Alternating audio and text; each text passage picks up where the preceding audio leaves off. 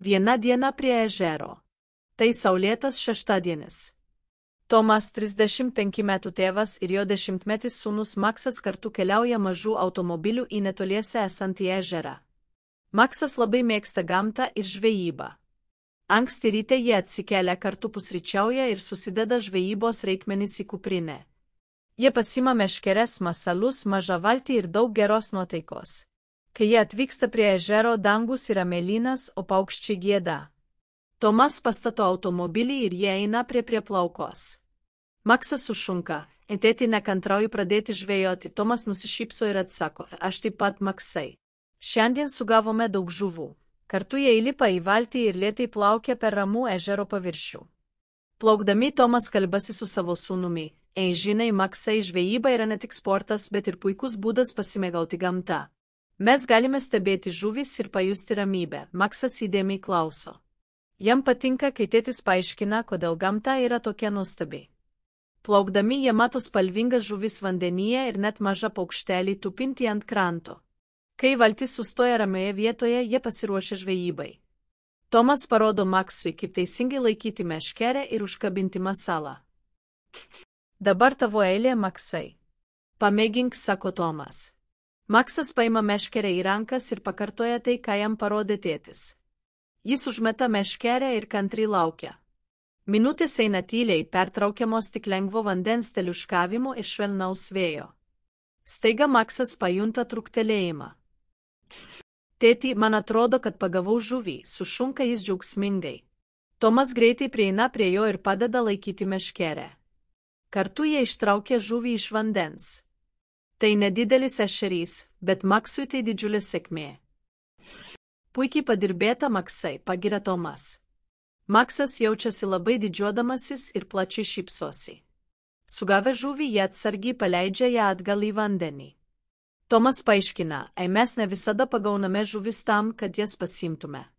Dažnai jas paleidžiame, kad jos galėtų toliau gyventi ir kad augtų daugiau žuvų. Maksas linkteli galvą ir supranta, kaip svarbu saugoti gamtą. Po žvejybos jie atsipalaiduoja valtyje. Tomas ir Maksas kalbasi apie tai, ką šiandien patyrė. Aš šiandien daug išmokau, sako Maksas. Tu man parodai, kaip žvejoti ir vertinti gamtą, prideda jis. Tomas jaučiasi laimingas ir supranta, kad yra geras mokytojas ir tėvas. Diena praeina greitai. Saulei leidžiantis, jie grįžta į krantą. Maksas ir Tomas padaro keletą gražių gamtos nuotraukų. Tada jie pavargę, bet laimingi važiuoja namo po nuostabios dienos prie ežero. Grįžę namo, jie papasakoja mamai apie savo nuotykius. Maksas nekantrauja vėl eiti žvejoti ir sužinoti daugiau apie gamtą. Tai buvo nepamirštama diena, kuri dar labiau suartino tėvą ir sūnų. Where do Thomas and Max go? A. To a lake. B. To a park. C. To the beach.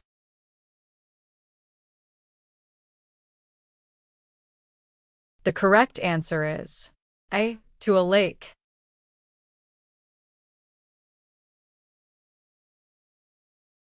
What does Max love? A. Playing soccer. B. Nature and fishing. C. Reading books.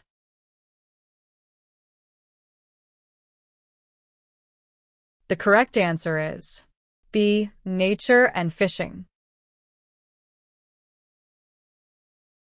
What do they do first in the morning? A. They get up, have breakfast together, and pack their fishing gear. B. They go swimming.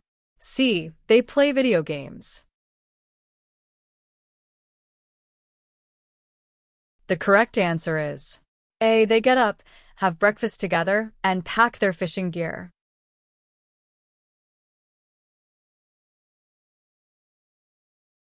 What does Thomas show Max how to do? A. How to ride a bike. B. How to build a sandcastle. C. How to hold a fishing rod properly and attach the bait. The correct answer is C. How to hold a fishing rod properly and attach the bait. What fish do they catch? A. A large fish. B. No fish at all. C. A small perch. The correct answer is C. A small perch. Diena paplūdimyje. Tai saulėtas šeštadienis. 4 draugai Ana, Paulius, Lena ir Markus nusprendžia vykti į paplūdimį. Jie labai džiaugiasi savo kelione. Anksti ryte jie susitinka geležinkelio stotyje. Kiekvienas draugas pasiima maišelį su paplūdimo drabužiais, rankšluostais, apsauga nuo saulės ir maistu. Ana paruošė skanų pikniką, Paulius atsinešė paplūdimo kamuolį, Lena turi savo fotoaparatą, o Markus pasirūpino, kad būtų daug vandens ir užkandžių. Jie kartu važiuoja autobusu į paplūdimį. Trumpo kelionės metu jie linksmai kalbasi ir net truputį dainuoja. Atvykę jie mato ilgas auksinės smėlio paplūdimius ir žvilgančią mėlyną jūrą. Saulė spindi ryškiai, dangus skaidrus. Visi jaučiasi laimingi ir pilni energijos. Pirmiausia, jie skuba į vandenį. Ana ir Lena su plačiomis šypsenomis šokinėja į jūrą, o Paulius ir Markus žaidžia su kamuoliu ant smėlio. Švelnios bangos glosto jų kojas ir jie purški vienas kitam vandenį. Tai džiugi ir atpalaiduojanti akimirka. Po žaidimo jie atsisėda ant savo rankšluosčių, valgo pikniką ir klausosi jūros garsų. Jie kalba apie savo svajones, planus ir prisimena linksmus nuotykius, kuriuos patyrė praeityje. Ankstyvą popietę jie nusprendžia aplankyti promenadą. Promenada tai ilgas spalvinga takas besitęsiantis palei paplūdimį. Kartu pakeliui yra daugybė mažų parduotuvių, kavinių ir ledų kioską. Draugai lėtai vaikšto promenadoje ir mėgaujasi gaivia jūros brisa. Viename žavingame ledų kioske jie nusiperka ledų. Paulius pasirenka šokoladinius, Lena braškių, Markus vanilinius, o Ana išbando citrinos skonio ledus. Valgydami ledus jie žiūri į mažas parduotuves ir daryti daugybę nuotraukų, kad prisimintų dieną. Promenada buvo pilna laimingų žmonių. Fone skambėjo švelni muzika, o visi šypsojosi. Draugai atsisėdo ant suoliuko, dalijosi istorijomis ir planavo dar daugiau linksmų kelionių ateičiai. Laikas praskriejo ir netrukus saulė pradėjo leistis. Dangus pasidavė gražiomis oranžinėmis ir rožinėmis spalvomis, o visa aplinka atrodė magiška. Vakarą jie grįžo į paplūdimį dėl ypatingo renginio – didelio fejerverkų šou. Jie išskleidė savo rankšluosčius ant smėlio ir laukė su dideliu susižavėjimu. Jūra blizgėjo mėnesienos šviesoje, o švelnus bangų garsas suteikė nakties atmosferai ramybės ir taikos. Staiga tamsus dangus apsvaigė daugybę spalvų. Raudoni, mėlyni, žali ir geltoni fejerverkai sprogo danguje. Draugai stebėjo nuostabų vaizdą ir linksmai pliojosi. Ana sako, tai taip nuostabu, Lena prideda, aš niekada nepamiršiu šios akimirkos. Paulius ir Markus šypsosi ir linkteli. Fejerverkų šou truko apie 10 minučių, pripildydamas jų širdis šilumos ir džiaugsmo. Po fejerverkų jie surinko savo daiktus ir grįžo į autobuso stotelę. Grįžtant namo jie kalbėjo apie nuostabią dieną, skanius ledus ir įspūdingus fejerverkus. Tai buvo diena pilna džiaugsmo, draugystės ir nepamirštamų prisiminimų. Atvykę namo jie atsisveikino ir pažadėjo greitai suplanuoti kitą kelionę. Kiekvienas draugas užmiga su šypsena ir daugybę laimingų prisiminimų apie tobulą dieną paplūdimyje.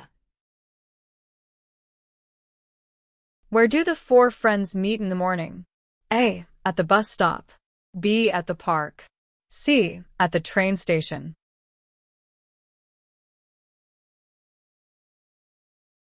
The correct answer is C. At the train station.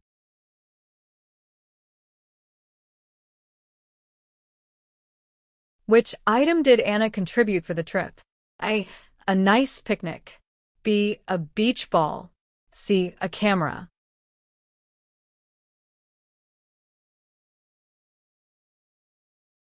The correct answer is A. A nice picnic.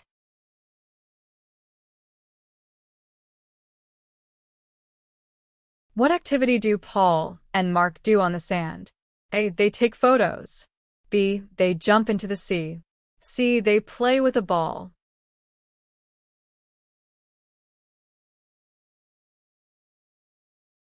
The correct answer is C. They play with a ball. At the ice cream stand, which flavor does Lena choose? A. Chocolate. B. Strawberry. C. Vanilla.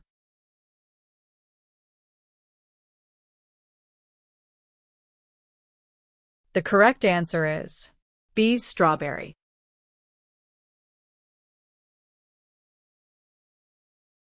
What special event happens at the beach in the evening? A. A fireworks show. B. A live concert. C. A bonfire party. The correct answer is A. A fireworks show. Pasivaikščiojimas miškuose. Kiekvieną šeštadienio rytą Anna eina pasivaikščioti mišku su savo mažuoju šuneliu Bella.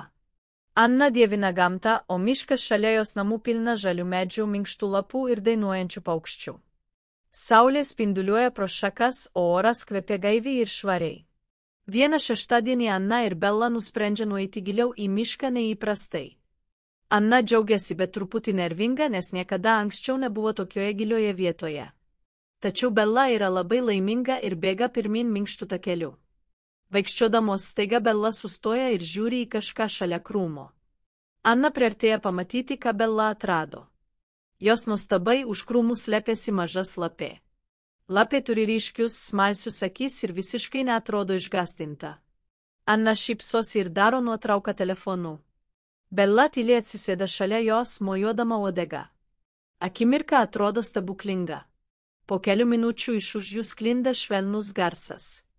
Šaka trūpsta ir Anna truputį išgąsta. Ji greitai apsisuka ir mato seną vyrą stovintį keliomis pėdomis nuo jos. Vyras turi malonės akis ir švelnų šypseną. Sveiki, sako jis tyliai. Ieškau savo pasimetusio šuns.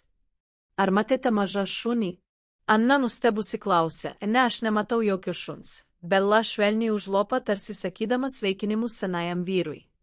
Vyras paaiškina, kad dažnai vaikštinėja šiame miške su savo šunimi Madu, bet šiandien man dingęs. Anna atidžiai klausosi, pajausdama užuojautą vyrui. Anna nusprendžia jam padėti. Aš padėsiu jums ieškoti jūsų šuns, sako ji maloniai. Senasis vyras šypsosi ir padėkoja. Jis parodo Annai mažą šuns piešinėlį, kad ji prisimintų, kaip atrodo mam. Kartu Anna, Bella ir senasis vyras eina giliau į mišką. Jie ieško prie aukštų medžių už krūmų ir palei mažą tvenkinį. Bella džiugiai bėga čia ir ten uoslėdama. Miškas yra tylus, išskyrus pėdomis spinduliuojančius garsus ir paukščių giesmes. Po kelių minučių Bella garsiai užlopa. Į ką nors rado. Senasis vyras seka Bella ir jie atranda mažą rudę šunį slepiančiasi po krūmų. Šuo atrodo truputį išgąsdintas, bet saugus. Man, laimingo nusiteikimo balsu šaukia senasis vyras. Jis paima mažą šunį ir stipriai jį apkabina. Anna labai džiaugiasi matydama, kad jie susivienijo. Senasis vyras padėkoja Annai ir Bellai už jų pagalbą. Jis sako, šiandien buvo labai ypatinga diena. Mes padėjome vieni kitiems ir įgijome naują draugą. Anna šypsosi ir jaučia šilumą širdyje. Netrukus saulė pradeda leidžiantis, o dangus pripildo gražių oranžinių ir rožinių spalvų. Senasis vyras, mama Anna ir Bella eina kartu atgal iki miško krašto. Stotelėje atsisveikina. Anna ir Bella eina namo jausdamos džiaugsmą ir kupinos nuostabių prisiminimų. Ta diena Anna suprato, kad net paprastas pasivaikščiojimas miške gali tapti didžiuliu nuotykiu ir atnešti naujų draugysčių. Ji ir Bella laukia kito pasivaikščiojimo, svarstydamos, kokių staigmenų dar atras. What does Anna do every Saturday morning? A. She stays at home. B. She goes for a walk in the woods with her dog. C. She goes shopping. The correct answer is B. She goes for a walk in the woods with her dog.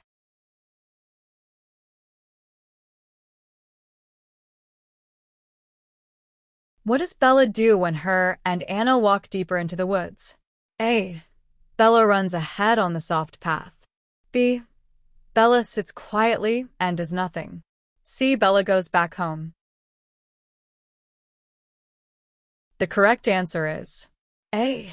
Bella runs ahead on the soft path.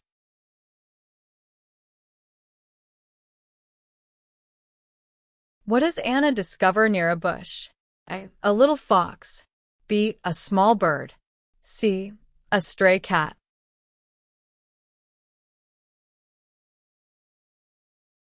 The correct answer is A. A little fox.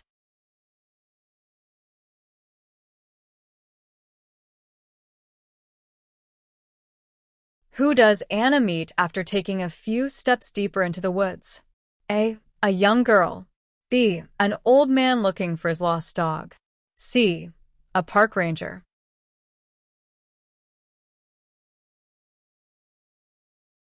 The correct answer is B. An old man looking for his lost dog.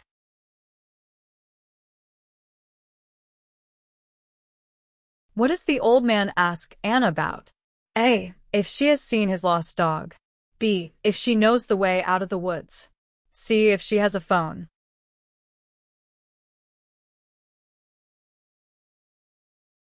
The correct answer is A. If she has seen his lost dog.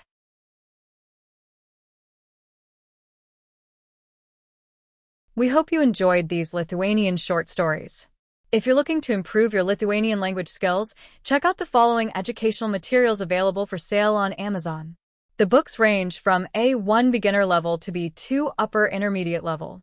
And keep an eye out for more Lithuanian language videos on Sebastian's channel, and be sure to like and subscribe.